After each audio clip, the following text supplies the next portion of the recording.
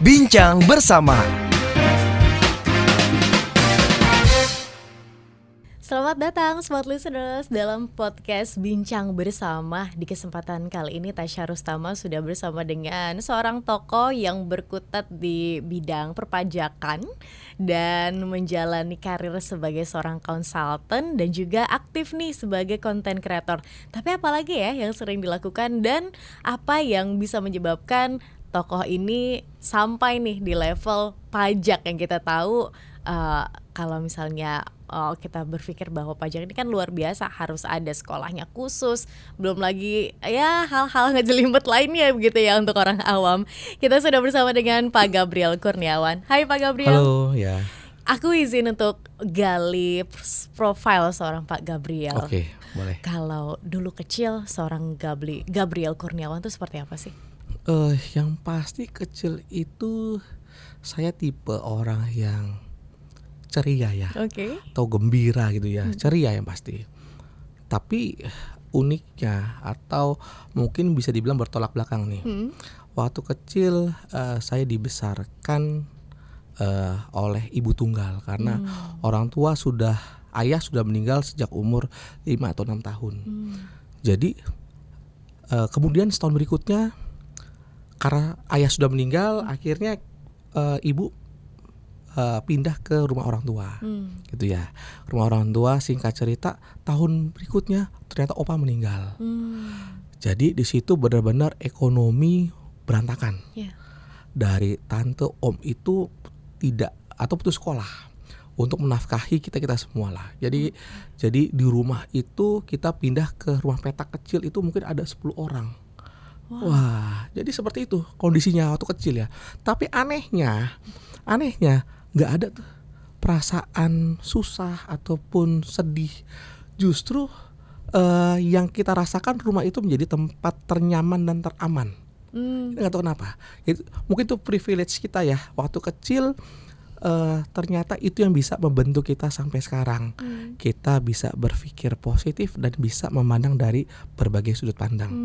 Jadi itu uniknya ya. Menarik. Dimana seseorang ketika jatuh mungkin merasa kayak miserable, menderita begitu kan ya. Tapi keluarga tetap ini ya, rekat ya. Berarti peran keluarga untuk Pak Gabriel benar-benar penting ya. Oh, sangat penting. Siapa tokoh atau sosok yang paling influence? Yang pasti orang tua lah, ibu lah, yang pasti. Karena waktu kecil ibarat gini, walaupun susah ya, ini kalau kita kecil kita ngerasa tuh tercukupi semua ada. Tapi saat kita dewasa kita melihat, oh mungkin aja dulu orang tua atau ibu kita makan dia nggak makan. Kita makan ayam mungkin dia cuma makan nasi, ya nasi pakai garam atau kerupuk mungkin. Tapi itu kita baru ketaunya yang mungkin saat dewasa, gitu. Jadi itu faktor yang memang ngebentuk sampai sekarang. Pak Gabriel berapa bersaudara? Anak tunggal. Ya, gitu. Apa nilai yang seorang ibu tunggal kan pasti ya tadi Pak Gabriel juga bilang bahwa influence-nya sangat erat. Apa selain berkorbannya dari sisi memberikan contoh dan lain-lain, apa hal yang selalu ditanamkan ibunda? Kalau saya ingat yang sampai saya bawa ke dalam perusahaan ya, nilai-nilainya adalah pengorbanan dan tanggung jawab. Ya. Jadi itu pun yang saya lalui saat memang usaha kita sempat terpuruk. Usaha kita tahun 2019 itu sempat jatuh. Dan saya melakukan suatu pengorbanan lah. Gitu. Dan itu tanpa disadari ternyata saya belajar dari masa-masa kecil. Gitu. Dari dulu kecil termasuk anak yang pintar atau gimana? Suka math gitu kan, karena perpajakan kan angka-angka begitu kan ya Pak Gabriel. Ya dibilang pintar banget tidak sih, tapi ya mungkin menengah kali ya, mungkin menengah gitu. Emang cita-citanya mau ke pajak atau sebenarnya ada cita-cita terpendam nih dari biasanya suatu profesi ataupun cita-cita itu dipengaruhi oleh faktor keluarga. Ya biasanya umumnya ini sama sekali tidak ada keluarga yang menjadi pengusaha, menjadi profesi, tidak ada. Gitu. Baik. Muncul keinginan menjadi seorang konsultan dan terjun di dunia perpajakan nih sejak kapan? Kalau dibilang muncul menjadi konsultan pajak itu mungkin saat bekerja di perusahaan konsultan pajak juga. Oke. Ya, jadi dulu saya bekerja, pertama kali saya bekerja itu di perusahaan kantor akuntan publik. Kenapa saya memilih perusahaan jasa seperti itu ya, jasa keuangan ya? Jadi saya melihat bahwa saya punya perasaan ya, punya saat saya berkumpul dengan teman-teman kampus kah, teman-teman di rumah dan sebagainya, saya saat bekerja di suatu konsultan, saya punya nilai lebih. Saya merasa dihargai. Nah, perasaan itulah yang akhirnya ngebawa saya terus mencari pekerjaan ataupun berkarir di perusahaan konsultan. Sampai di suatu titik saya bekerja di perusahaan konsultan pajak. Di situ saya melihat ada keseruan terhadap aturan perpajakan, ada celah, ada argumentasi, gitu ya. Jadi di situ titiknya, wah ini menarik, kayaknya ini profesi saya. Gitu. Saya punya mimpi suatu saat saya harus jadi konsultan pajak. Disitulah. Wow. Ya. Tapi kuliah itu memang ngambilnya majornya pajak? Enggak, akuntansi. Oh, akuntansi. Itu menarik juga tuh pas saat di bangku kuliah. Karena pertama kali saya terima pekerjaan itu di bangku kuliah di semester 7 kalau tidak salah. 7 atau 6 ya. Saya terima freelance di mana saya punya nilai akuntansi sebenarnya itu mungkin tidak baik ya, bahkan ada yang mengulang. Tapi saya terima freelance akuntansi. Wah, itu tantangan tuh. 3 tahun saya setiap tahunnya pasti selalu berpikir, aduh udahlah, saya nggak kuat. Tapi lanjut lagi. Tahun kedua kayak gitu lagi. Aduh nggak kuat, tapi lanjut lagi. Tapi ya puji Tuhannya bisa ternyata di situ jadi apa ya? Mungkin dibilang nekat kali ya. Nggak punya kompetensi, tapi coba nekat kerjakan, belajar dari temen, belajar dari buku, akhirnya bisa. Walaupun stres ya, di setiap tahun pasti saya stres. Gitu. Saya izin mau mundur lagi nih ke belakang. Hingga akhirnya memutuskan ngambil major akuntansi. Apakah karena ya keadaan keluarga saat itu yang rasa kayak susah, atau secara ekonomi mungkin ya, atau seperti apa? Dulu itu internet mungkin masih sangat jarang ya. Yes. Jadi terkait dengan informasi publik ya nggak tahu. Jadi ya cuma dengar dari pendapat orang tua. Nih jurusan ekonomi paling banyak yang dicari pekerjaan. Lowongan.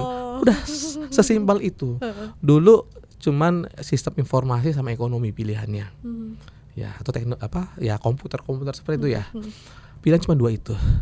Ya udahlah, saya pilih ekonomi aja. Itu nggak ada perencanaan sama sekali. Gitu. Tapi kan kalau math-nya nggak kuat begitu kan ya, ini kan akan jadi batu sandungan, bener nggak sih Pak Gabriel? Kalau sebenarnya perpajakan itu tidak butuh math yang kuat. Saya menanamkan konsep di kantor. Kita bukan mencari IPK tertinggi, tapi kita mencari IQ yang baik. Logika yang baik itu pasti akan bisa beradaptasi di semua bidang. Itu prinsip saya ya. Menarik. Jadi semua itu harus didasarkan logika, semua ilmu pengetahuan. Perpajakan pun demikian.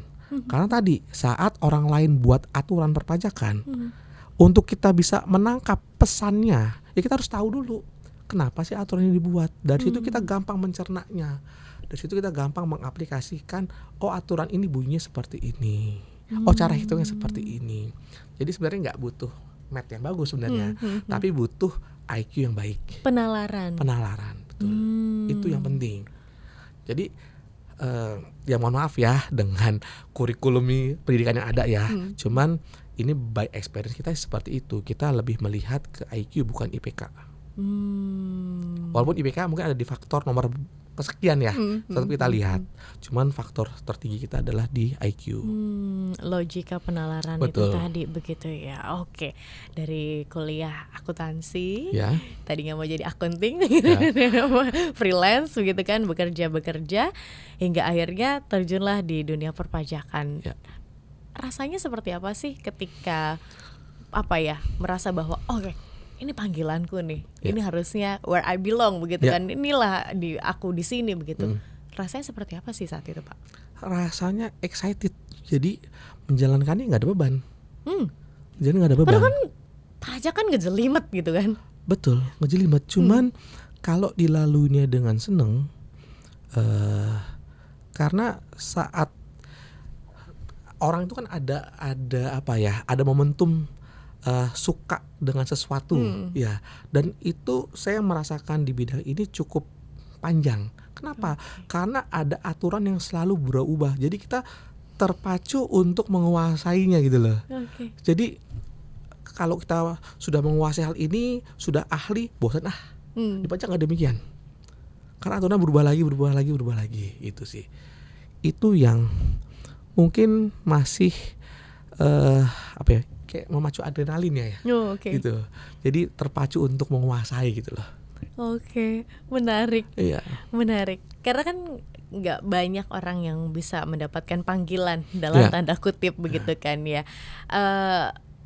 Mungkin sudah terjun di dunia tersebut, tapi kok kayaknya ini masih belum deh begitu kan ya. Berarti apakah Pak Gabriel merasa bahwa itu merupakan sebuah keberuntungan di mana kayak ya saya memang di sini begitu?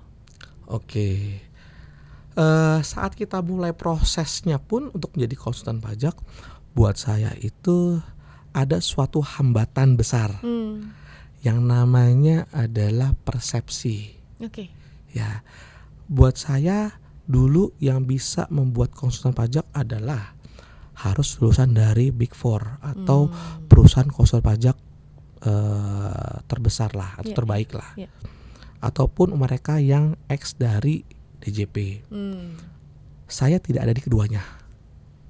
Persepsi itu yang melekat dan menghambat saya.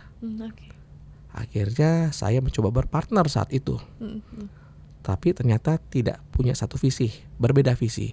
Berganti partner yang lain, berbeda juga.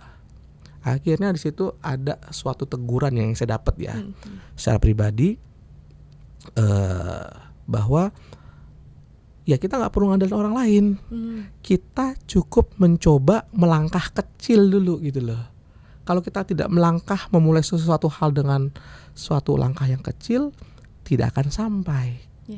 Nah itu persepsi yang terbentuk oleh saya itu mungkin selama hampir 2 tahun, 1,5 tahun. Itu saya terjebak di situ. Akhirnya saya coba melangkah dengan sendiri, melangkah kecil, ternyata bisa. Jadi buat teman-teman yang mendengarkan misalnya ya, iya kita coba dulu. Jangan membatasi pikiran kita bahwa kayaknya nggak bisa nih, saya nggak mampu. Ya kita udah kalah duluan di situ. Saya 1,5 tahun terjebak di situ. Gitu. Langkah apa yang Pak Gabriel ambil? Kalau saya melihat ada petunjuk ya, saya udah mencoba 1, 2, kenapa gagal? Saya refleksi diri dulu nih, kenapa ini? Nah akhirnya ya saya berdoa lah, intinya saya berdoa. Petunjuknya seperti apa? Ternyata memang diarahkannya kita harus jalan sendiri. Ya, intinya tidak boleh mengandalkan manusia. Itu sih. Buka perusahaan kan salah satu jawabannya. Ya, buka. Di tahun berapa itu? Saya waktu itu buka perusahaan sudah dengan partner. Ya, tapi tidak cocok, akhirnya partner itu keluar. Gitu. Jadi itu dia 1,5 tahun ragu, sudah buka perusahaan, tapi akhirnya menjalankan dengan merubah mindset, tidak lagi mengandalkan perusahaan, tidak lagi membuka konsultan harus ex DJP ataupun ex dari konsultan Big Four, tapi siapapun bisa, asal punya keyakinan, bisa menghargai diri kita sendiri, kita mampu, itu sih. Dan tadi Pak Gabriel juga bilang ya bahwa regulasi berubah-ubah, otomatis kita harus belajar lagi. Iya. Gitu. I see. Gimana perjalanannya? Tadi sempat kita obrolin di 2019. Ada apa? Penurunan begitu ya. Jatuh. Apakah itu jadi titik terendah Pak Gabriel? Bisa jadi. Karena di situ kita hilang setengah dari omset, bahkan kita tidak bisa membiayai dari seluruh gaji saat itu. Ya, jadi banyak klien yang keluar, kemudian banyak pengurangan karyawan dan sebagainya. Jadi 2019 itu titik terendah kita lah. Saya coba berkorban ya. Kemudian puji Tuhannya di tahun 2020 justru saat terkena Covid usaha kita justru meningkat. Gitu. Blessing in disguise. Iya, di situ. Oke, menarik. Akhirnya bikin konten seputar perpajakan. Yes. Awal mulanya di mana? Tahun berapa? Saya ingat di bulan Oktober 2023 kita baru pertama kali post konten. Sebelumnya kita memang sudah ada wacana untuk buat konten, mungkin tuh tahun 2021 ya. Cuman karena mungkin keterbatasan, kita belum ada plan yang matang. Jadi saat itu terrealisasilah di tahun 2023. Yang saya lihat adalah minimnya edukasi terkait dengan masalah perpajakan. Mungkin ada yang mengulas perpajakan, tapi mereka sistemnya itu belum menjelaskan secara mudah dimengerti. Nah ini, jadi kita coba masuk dengan menggunakan konsep konten yang mudah dimengerti oleh masyarakat. Istilah-istilah begitu perpajakan begitu digunakan, ini kan orang awam nggak paham begitu. Betul, itu dia. Ini jadi gap mungkin ya antara orang awam dengan orang yang mengerti pajak begitu kan ya. Makanya kita butuh orang yang mengerti biar bisa menjelaskan. Pertama kali ngonten itu ngomongin apa? Masih ingat nggak? Saya agak lupa ya, tapi yang pasti relate dengan masyarakat. Ada yang saya ingat mungkin ini 1-5 konten pertama mungkin ya.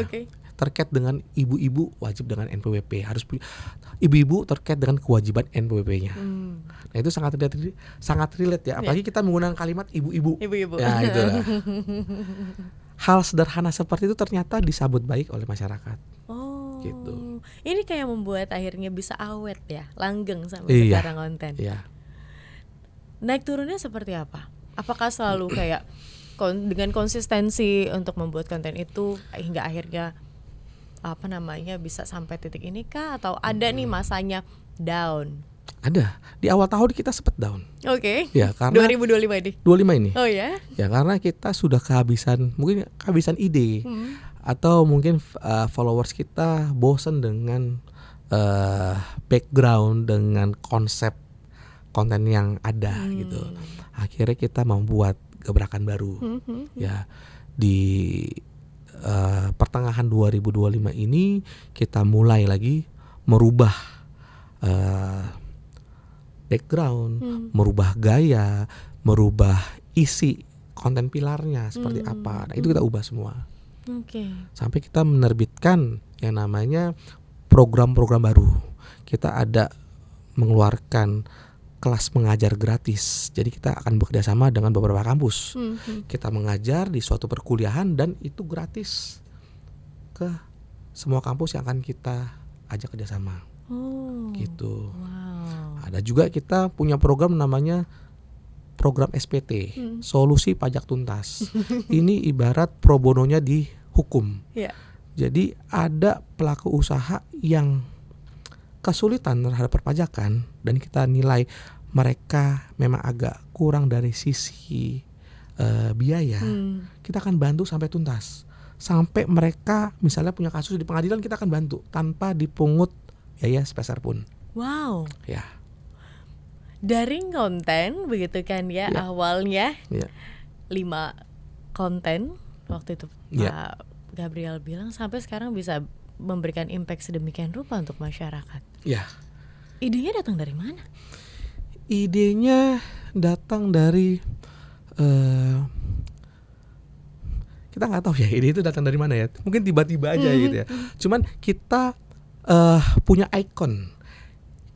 Kita punya perusahaan, kita namanya Godiva. Ya, jadi ada boleh dibilang sejarah. Di Inggris itu namanya Lady Godiva. Ya, jadi Lady Godiva ini punya raja, dia tiba-tiba menaikkan pajak ke masyarakat cukup tinggi. Lady Godiva ini memperjuangkan nih hak dari keringanan pajak masyarakat. Saat itu raja menolak. Akhirnya raja memperbolehkan pajak diturunkan asal si Lady Godiva itu bertelanjang naik kuda berkeliling istana atau berkeliling ke negeri tersebut. Nah, terdengar nih persyaratan tersebut ke seluruh warga. Akhirnya saat Lady Godiva menunggangi kuda tanpa busana, semua masyarakat menutup pintu dan jendela. Akhirnya pajak itu diturunkan. Spirit itulah yang akhirnya ada gitu loh, yang jadi benang merahnya perusahaan kita, Godiva Caraka, ataupun konten dari pakar pajak itu sendiri. Gitu. Menarik. Gimana bikin konten pajak yang berat ini di persepsi masyarakat begitu ya, hingga akhirnya bisa ringan dan bisa diterima nih, bahkan tadi juga sama emak-emak nih. Ya, jujur waktu kita bikin konten ibu-ibu atau emak-emak itu, saya juga dari awal juga kerasa ini apakah akan masuk. Ternyata pas dirilis ternyata responnya cukup baik ya.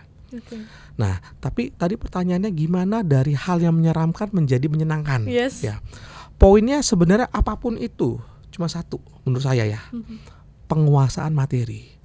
Selama kita bisa menguasai materi secara detail, saat kita output, kita keluarkan itu, kita bisa berubah menjadi hal yang sederhana. Jadi kalau ada orang yang menjelaskan tidak bisa segamblang, semenyenangkan, mungkin belum menguasai secara detail. Poinnya itu yang saya tangkap ya. Baik, berarti dari kedalaman pemahaman dari materi tersebut itu penting ya, agar bisa menjawantahkan dengan clear di masyarakat. Ya, karena saya selalu menerapkan ke tim ya, kalau saat bicara peraturan, aturan pajak atau menjelaskan, saya bicara bukan langsung to the point, ini caranya begini, enggak. Kita bicara mengenai kenapa sih, latar belakangnya apa. Dengan kita tahu latar belakang, dengan kita tahu spirit aturan tersebut, kita akan jauh lebih melekat, akan nyampe logikanya gitu. Nah, itu pun saat kita coba membuat konten yang hal yang dari menyeramkan menjadi menyenangkan, ya kita harus tahu dulu detailnya, spirit dari aturan tersebut, kenapa sih ada aturan ini harus terbit, itu dulu. Baru kita bisa menjelaskan dengan gamblang, dengan mudah. Ya, kadang kita cuma tahu aturan ya, tapi sebab akibatnya itu nggak paham. Itu harus digali. Gitu. Itulah sebenarnya sebab akibat itu yang bikin kita bisa connect ya. Oh, betul. Maksudnya ini begitu kan ya. Kadang-kadang demikian ya, Pak. Kita kan juga suka gitu ya kalau di keluarga, misalnya jadi anak dulu ya. Pokoknya jangan main. Malam harus pulang. Tapi kita nggak tahu maksudnya. Malam ini begini loh. Kayak gitu ya. Salah paham terjadi kalau misalnya nggak ada komunikasi itu. Jadi Pak Gabriel nih jadi perpanjangan tangan begitu kan ya, dari pemerintah nih harus ngelirik ya kan, karena jadi perpanjangan tangan kepada masyarakat, jadi tahu masyarakat secara simpel begitu regulasi-regulasinya.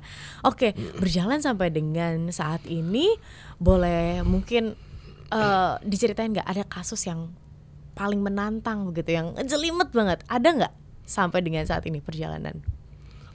Kalau dibilang menantang,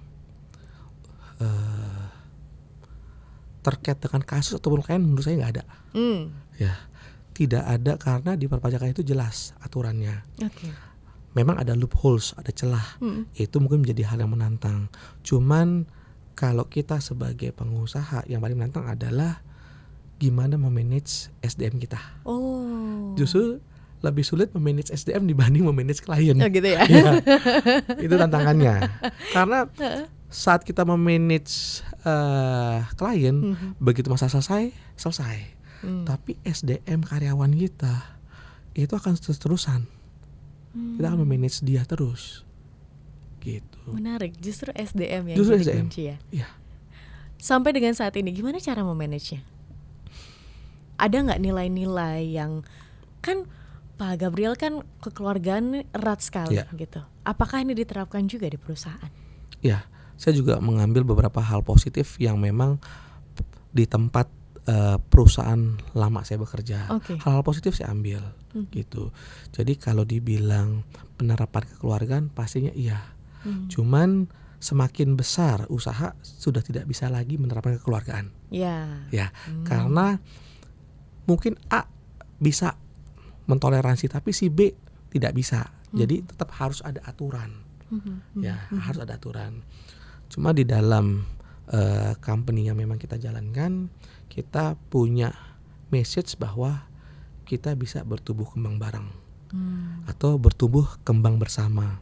Maksudnya apa? Maksudnya ada beberapa tim kita punya usaha di bidang lain, kita tempatkan dia sebagai director di sana. Kita tempatkan mereka sebagai pemegang saham juga di sana. Karena kita melihat keloyalan mereka, kapasitas mereka. Jadi itu yang kita lakukan. Jadi mereka tetap awet. Gitu sih. Bener. Ada sense of belongingnya. Betul. Begitu ya. Oke.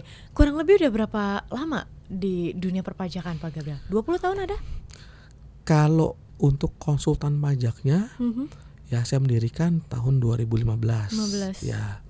Tapi kalau kita bergerak di dunia perpajakan mungkin 20 tahun sampai. Nyampe ya? 20 tahun. Ya. Bara ini tetap ada sampai sekarang ya? Iya. Wow. Untuk men-charge diri mungkin dari situasi kegiatan sehari-hari, ada nggak sih aktivitas atau hal-hal yang jadi hobi begitu seorang Pak Gabriel? Kalau sekarang mungkin anak kali ya, keluarga. Jadi saya punya anak 3 perempuan semua, dan umurnya beda 5 tahun semua. Jadi sekarang ini yang paling kecil baru berumur 14 bulan. Jadi punya keseruan masing-masing, punya pendekatan dan quality time masing-masing. Yang anak kedua di umur 6 tahun mungkin tipenya masih mungkin menurunkan warisan iseng dari opanya. Ya, jadi agak beda. Kalau yang nomor pertama agak sensitif ya. Jadi pendekatan beda. Mungkin quality time-nya yang menghabiskan waktu bersama mereka aja sih. Gitu. Menarik, family man banget ya. Cara nge-recharge dirinya kembali lagi ke keluarga. Udah yang paling pertama udah mulai ini kali Pak, puber. Ya, sudah mulai. Jadi pendekatannya agak berbeda. Gitu. Udah mulai rebel begitu kan ya. Oke, apa pembelajaran paling berharga yang bisa Pak Gabriel berikan ke smart listeners begitu ya, untuk mungkin yang pengen jadi content creator atau mau juga terjun kepada dunia perpajakan yang sekarang kayaknya untuk anak muda sekarang kayaknya masih bidang yang seksi begitu kan ya. Adakah pesan? Oke, pesan mungkin nih yang orisinil yang kita coba jalankan dari awal pertama kali adalah kita membuat jangan membuat konten hanya sekedar konten, tapi berikan juga nilai, nilai yang orisinil, otentik, karena itu yang akan menjadikan kita unik. Nah, kemudian konten-konten yang memang disajikan harus bersifat namanya audience sentris. Tidak bisa bersifat idealis. Karena saat saya awal di tahun 2021 sebelumnya di 2023 kita baru start ya. Di situ kita agak boleh dibilang perang batin sendiri antara idealis dengan audience sentris. Kita mau menampilkan sisi kejeniusan kita, kepintaran kita di hadapan masyarakat bahwa kita ngerti pajak menggunakan bahasa yang idealis. Tapi ternyata itu nggak works. Jadi sarannya adalah buat konten jangan dari sisi menariknya kita, tapi apa yang dibutuhkan oleh masyarakat itu yang lebih didengar dan pesannya akan tersampaikan. dan pastinya konsisten. Konsisten. Ya, itu juga salah satu penting. Oke, baik. Pak Gabriel, gimana kalau smart listeners mau reach out Pak Gabriel? Ada kontak kah? Kemudian apa yang bisa dilakukan begitu ya? Kebutuhan apa yang bisa dijawab? Oke. Untuk me-reach out kita bisa lihat Instagram atau TikTok kita. Di Pakar Pajak, di situ ada nomor yang bisa dihubungi. Ya, kita pun ada program yang namanya SPT juga tadi ya, Solusi Pajak Tuntas. Jadi buat smart listeners yang memang terkendala biaya dan membutuhkan bantuan di bidang perpajakan atau sengketa pajak, bisa menghubungi kita. Itu aja. Oke, bisa langsung ya dilihat, dipelajari begitu, karena ketika saya scroll, oh begini, oh begitu, jadi tahu lagi khazanah pengetahuannya jadi nambah lagi, apalagi ngomongin perpajakan, karena kita nggak jauh-jauh ya dari pajak ya Pak. Pasti, semua pasti ada pajaknya. Bener, dari lahir sampai nanti sampai meninggal pun ada pajaknya. Udah meninggal juga masih dipajakin kan? Ada warisan. Kan? Ya, kalau ada warisan ya. Kalau ada warisan. Itu dia smart listeners perbincangan saya bersama dengan Pak Gabriel Kurniawan. Terima kasih Pak sudah banyak sharing bersama dengan kami. Semoga kisahnya bisa menginspirasi smart listeners yang mendengarkan. Dan kami harus pamit undur diri. Akhir kata saya Tasya Rustama dan Gabriel Kurniawan. Kami pamit, sampai jumpa.